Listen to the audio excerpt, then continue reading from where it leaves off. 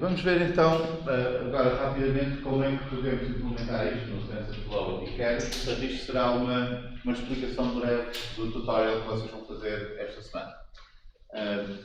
Nós vamos fazer, eu vou explicar isto no caso da previsão com uma série temporal univariada. Portanto, basicamente temos uma variável que muda ao longo do tempo e queremos prever como é que ela continua depois a variar no futuro.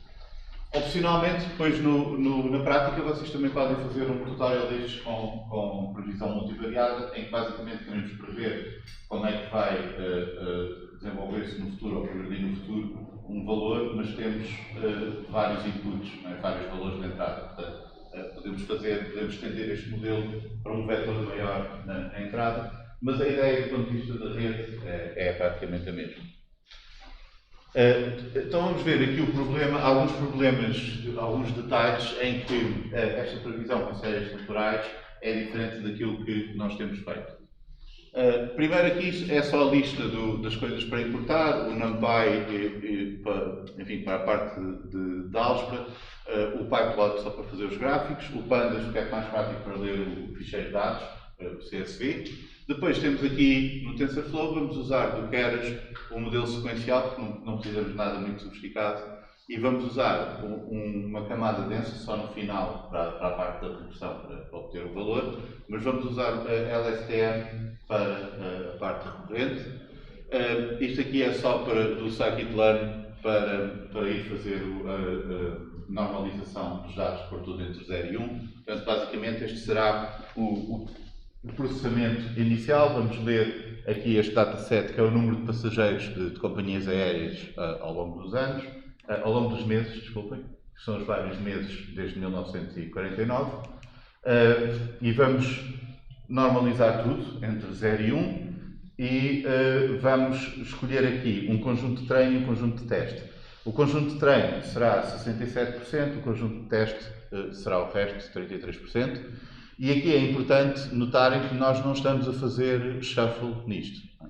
E essa é uma parte importante. Quando vocês têm uma série temporal, não têm um conjunto de dados que sejam independentes, têm mesmo aquela sequência, portanto não podem baralhar tudo. E além disso, se a ideia é usar o passado para prever o futuro, também não convém que o conjunto de treino e o conjunto de validação sejam selecionados aleatoriamente ao longo do tempo.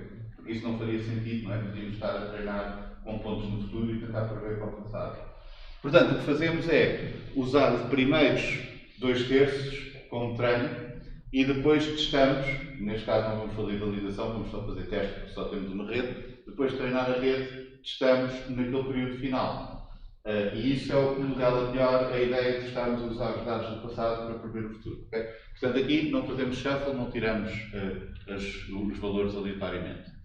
Esta é a série de dados que temos e basicamente o que nós vamos fazer é usar este conjunto para treino e depois vamos correr a rede por aí fora e ver se ela consegue acompanhar a progressão destes valores.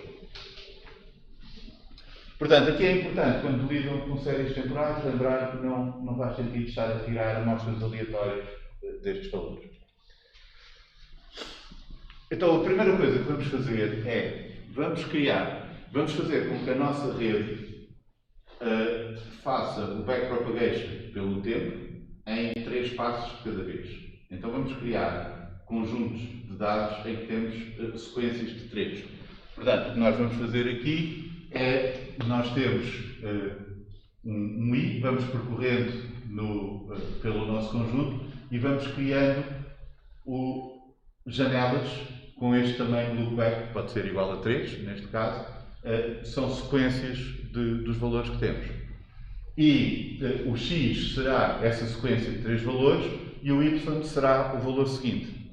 Por isso o que nós estamos a querer que a nossa rede faça é, recebendo os últimos 3 meses, vai prever o próximo mês.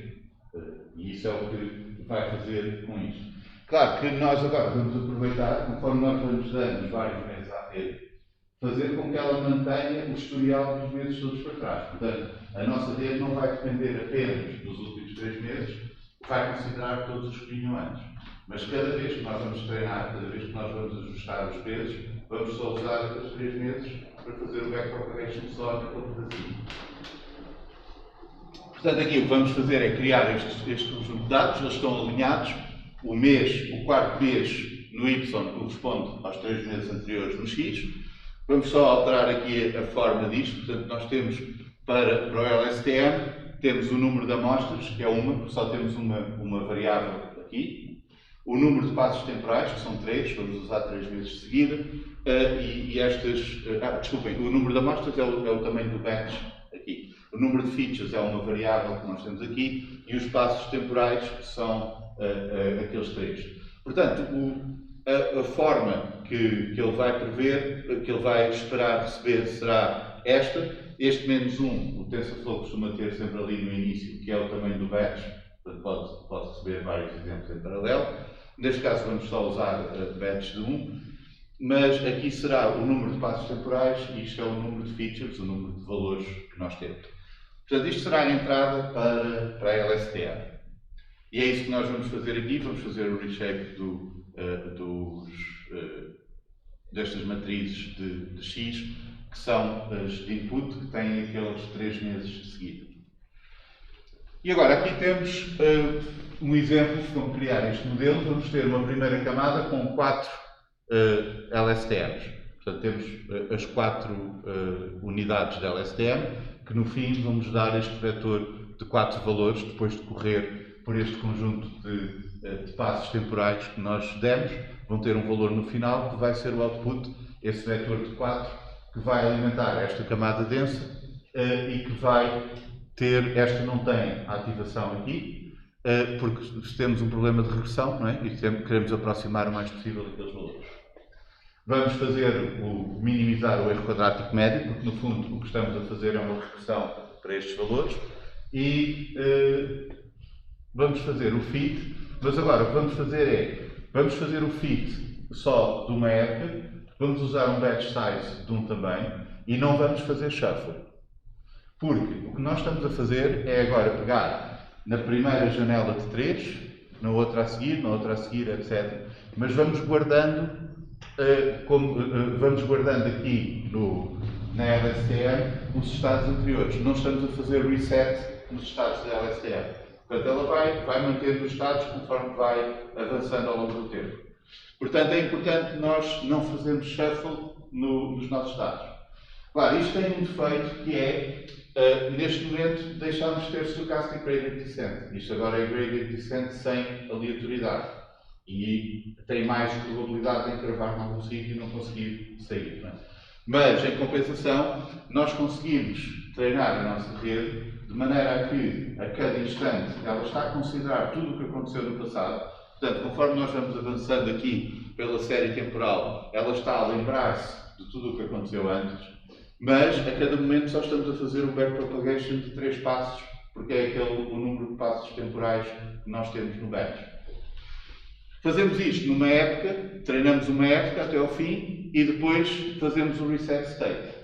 E vamos fazer as 100 épocas deste género, que é para, quando começarmos a nova época, começa o estado outra vez a 0 e vai seguindo o historial todo e vamos fazendo isto. Okay? Este será o exemplo da nossa rede, portanto esta sai aqui com 4 valores, esta camada densa vai ter 5 parâmetros, são aqueles 4 mais o bias, não é?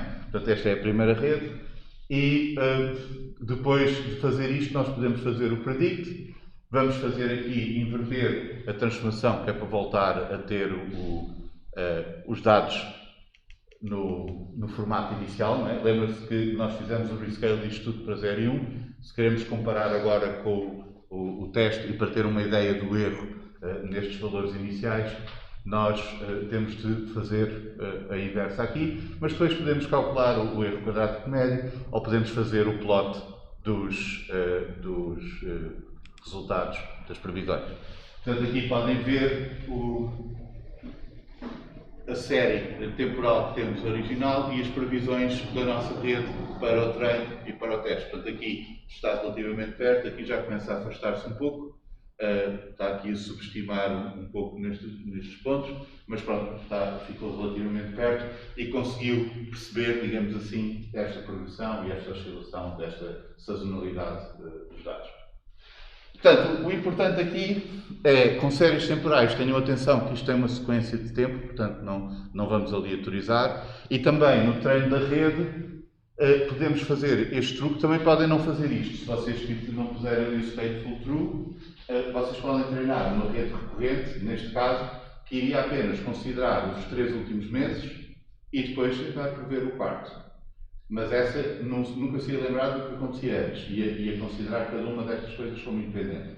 Mas se tiverem o stateful true e tiverem o cuidado de ir percorrendo ao longo do tempo, dando os exemplos todos por ordem cronológica, a vossa rede está a manter um estado em função de tudo o que aconteceu até agora desta maneira. Portanto, não precisam de estar a fazer backpropagation por todos esses passos, mas podem mantê-los na rede. E o truque será este, não baralhar as coisas, manter tudo por ordem e manter o estado da rede ativo. Simples. Então, o que eu tentar fazer é os primeiros 3 meses, depois que dá update aos pesos e depois vai ver os próximos 3 meses, mas com conhecimento dos 3 meses anteriores e depois dá update outra vez? Sim, basicamente o que a rede está a fazer é não fazer reset no estado. Portanto, o estado é reset a 0 quando começa um destes, o fit. Mas depois, a cada exemplo que tu dás, o estado continua do batch anterior. Agora, exatamente o que acontece depois depende do que é que fazes aqui. Porque aqui depois há aqui um pequeno detalhe que é, se tu fazes este I andar um de cada vez, que é o que vinha por defeito neste tutorial, há uma pequena superposição entre as janelas. Portanto, no fundo, o estado da rede está a depender de coisas antes, mas está a haver ali alguma repetição dos valores que vêm. Funciona mais ou menos bem. Tu também podes fazer este I crescer de 3 em 3, não é? Que é para não haver superposição. Portanto, em vez de estás a criar uma janela e depois a outra um mês à frente, estás a criar uma janela e o outro 3 meses à frente. E aí sim, a rede vai mantendo aquele estado dessa maneira que corresponderia exatamente à progressão cronológica. A desvantagem disso é que ficavas com menos dados, não é? Porque ficavas com 1/3 dos exemplos para dar a rede. Portanto, aqui há um trade-off, se fazemos isto aproximadamente e temos mais pontos, ou fazemos isto com mais rigor e temos menos, se vocês quiserem experimentar neste exemplo. Mas isso depois, se tiveres aplicações reais disso, tens de pensar em mais detalhe como resolver estes problemas. Não é? Mas a ideia é que, quando nós fazemos aqui o fit sem o shuffle, todos aqueles exemplos que estão por ordem cronológica vão ser passados por ordem cronológica, um batch de cada vez, neste caso o batch size é só um. Isto pode ser feito com um batch size maior se nós tivéssemos várias séries temporais, e então aí punhamos cada série na sua ordem no batch, porque nesse caso o que o FIT ia fazer era criar várias réplicas da nossa rede e treinar em paralelo, não é? cada exemplo na sua réplica. E depois manter o estado das várias réplicas. Portanto, aí o que tínhamos de ter o cuidado de fazer é que, para cada batch, as várias séries temporais viessem sempre pela mesma ordem, que é para não baralhar nas várias réplicas da rede que estão em memória. Portanto, isto pode se tornar um pouco complicado se tiveres várias séries temporais, vários batches e assim. Mas a ideia é que estamos a passar pela rede, tudo por ordem cronológica, sem fazer reset do estado da rede. Portanto, ela vai guardando todas as alterações de estado que foram ocorrendo ao longo desses exemplos. Okay? E só fazemos reset aqui depois de treinar uma época, porque agora vamos começar do início na próxima época. Mas pronto, isto é para terem uma ideia de processar dados temporais, nunca tínhamos feito isto, e de como manipular um pouco esta parte do estado da rede para poderem tirar partidos desta possibilidade de fazer um backpropagation mais curto do que a memória que a rede vai guardar. Então, a partir deste loop, nós conseguimos manter o nosso conceito de uma época, né? Tal como nós tínhamos antes, em que cada época fazíamos alterações à rede. Não, neste caso, cada batch está a fazer alterações aos dedos. Ok. A época é uma passagem pelo conjunto de treino todo. Sim. Mas o que fazemos aqui é fazer com que a rede se lembre do conjunto de treino todo no fim. Se lembre no sentido em que o estado em que a rede está quando chegares ao último batch da época é função de todos os exemplos que ela viu nessa época. Porque nós nunca fizemos reset ao estado. Okay? Só fazemos o reset no fim, porque pusemos aquele state release. Se não puseres, a cada batch ele faz reset ao estado automaticamente. E reset ao estado, neste caso, seria... Seria pôr a zero o estado, aquele cell state e o vídeo do LSTM. Ok. E o treino só ocorre quando fazemos o model.fit. Sim, exato. E aqui fazemos o fit numa época, ele vai passar um a um aqueles nossos exemplos, a rede, não vai fazer o reset do estado, portanto a rede vai mantendo o seu estado atualizado ao longo disto. Claro que a cada um destes ele vai fazer backpropagation, não é? Pelos 3 passos temporais e atualizar a rede. Mas não está a fazer tudo até ao fim e depois o backpropagation tudo para trás, não é? Está a fazer um bocadinho aqui, um bocadinho, conforme vai avançando. Mas nunca decorasse. Por exemplo, numa rede neuronal não recorrente, nós temos um conceito de estado, como temos aqui, ou nem por isso? Não. O estado é só daqui. É da LSTM. Ok. É este, estás a ver este argumento aqui na LSTM, é que diz. Portanto, este o reset state, se tu fizeres isto numa rede que não seja recorrente, não faz nada. É só, há algumas camadas como estas, o HRU e assim, que têm estes estados. Ok, depois, se vocês quiserem, tem também, isto é baseado num tutorial do Jason Browley, há aqui outro que é de multivariado com dados de poluição e assim, depois se vocês quiserem experimentar, mas acaba por ser muito parecido. O importante aqui, para perceberem, é como construir estas redes e a ideia de que há este conjunto de passos temporais e há também o estado da rede que depende do que aconteceu no passado. E com esta coisa de preservar o estado e ordenar bem os exemplos ao longo da época, vocês podem ter comprimentos diferentes ou períodos diferentes nisso. O backpropagation é o tamanho dos passos temporais que vocês especificam no batch, mas a memória da rede é mais do que isso, porque mantém o estado. Professor, usar estas redes recursivas é realmente mais útil do que simplesmente utilizar... Por exemplo, neste caso faz sentido porque o nosso próprio dataset, obviamente, é recursivo, não é? Mas há alguma diferença? São realmente têm melhor performance a prever? Em alguns casos como este, sim, porque tu podias fazer isto com uma rede de convolução, por exemplo, não é? Para tentar prever os padrões. Fazias uma rede de convolução cuja saída era isto desviado um pouco para a frente. Mas, se tu quiseres fazer uma rede de convolução que consiga olhar, por exemplo, para os últimos 20 meses e prever o próximo, tinhas de ter uma rede de convolução com um input grande aqui. Sim, ok. Esta pode ter um passo temporal pequeno durante o treino, mas como mantém o estado ao longo desses meses todos, acaba por ter uma memória grande, mas é mais fácil de treinar. Na verdade, se calhar tu consegues ter resultados melhores com uma rede de convolução, que apesar da rede ser maior ou precisar de mais memória ou assim, como depois para treinar é completamente paralisado, quando começas a ter muitos GPUs e esse tipo de hardware, as redes de convolução começam a ter vantagens que as recorrentes não têm. Por isso é que as recorrentes estão a começar a ser menos usadas por causa das de convolução e por causa especialmente dos transformers, que são redes que não são recorrentes, mas que nós podemos usar iterativamente, dando input novamente à rede para obter o próximo output. Portanto, conseguem fazer este tipo de coisas, mas sem serem treinadas com redes recorrentes. Nós vamos ver isso para a semana. E essas são coisas mais modernas que começam a ser mais usadas do que estas. Mas estas ainda são bastante práticas e fáceis de usar para isto. Portanto, desde que não seja uma coisa muito complexa, consegues treinar isto rapidamente. Quando começa a complicar bastante, a vantagem de poder usar paralelismo quando se treina a rede, aí começa a pesar imenso. Portanto, redes de convolução ou transformers começam a ter uma vantagem grande sobre estas por causa da forma como são treinados, especialmente. Ok. Já não sabia que tu tinha dito, mas o projeto 2 vai ser uma rede diferente? Não. O projeto 2 vai ser sobre aprendizagem de reforço. É ensinar a jogar o jogo da cobra. E aí vai ser com redes de convolução e depois é a loss function que vocês usam e a maneira de tentar estimar se a jogada é boa ou má, assim, é que vai determinar. Mas acaba por ser uma rede de convolução para olhar para o tabuleiro, não é? E depois decidir o que é que a cobra tem, ou qual é a jogada que se deve fazer, virar ou andar em pé.